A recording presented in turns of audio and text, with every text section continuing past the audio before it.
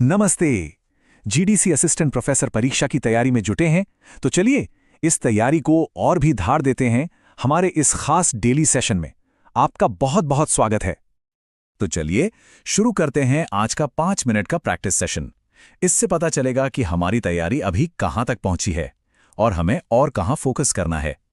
तो सबसे पहले क्या करेंगे, हम देखेंगे पिछले एग्जाम पैटर्न पर बेस्ड 5 बहुत ही इंपॉर्टेंट एमसीक्यूज।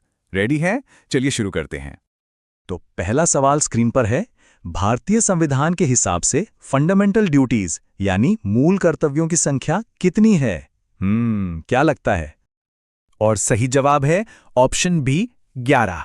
देखिए, ये याद रखना बहुत जरूरी है कि 10 ड्यूटीज 1976 में 42nd अमेंडमेंट से आईं और जो 11वीं थी वो 2002 में 86th अमेंडमेंट से जोड़ी गईं। एग्जाम में अक्सर ये अमेंडमेंट के साल और नंबर पूछ लिए जाते हैं, तो इस पर खास ध्यान देना है। ओके, अगला सवाल पेडागॉजी से। ब्लूम्स टैक्सोनॉमी में सबसे हाईएस्ट लेवल कौन सा होता है? सही जवाब है ऑप्शन सी, क्रिएटिंग यानी सृजन करना। अच्छा, ये जो रिवाइज्ड ब्लूम मॉडल का ऑर्डर है वो कुछ ऐसा है। सबसे पहले रिमेंबर, फिर अंडरस्टैंड, अप्लाई, एनालाइज, इवैल्यूएट और सबसे ऊपर क्रिएट। एक प्रोफेसर होने के नाते असली मकसद तो यही है कि स्टूडेंट्स को सिर्फ रटने से आगे ले जाकर इस क्रिएशन के लेवल तक पहुंचाया जाए। चलिए अब एक सवाल जनरल नॉलेज और कल्चर से। बहुत ही कॉमन सवाल है पर जरूरी है। भारत का राष्ट्रीय पक्षी कौन सा है? इसका जवाब तो हम सब जानते हैं, है ना? सही जवाब है ए, मोर। इसे 1963 में नेशनल बर्ड घोषित किया गया था। देखिए, इस तरह के सवाल ये बताते हैं कि एनवायरनमेंट और कल्चर से जुड़े फैक्ट्स कितने जरूरी हो सकते हैं। ओके, वापस आते हैं पेडागॉजी पर। हमारा चौथा सवाल है, एजुकेशन में जो कंस्ट्रक्टिविज्म की थ्योरी है यानी रचनावाद, वो किससे जुड़ी है?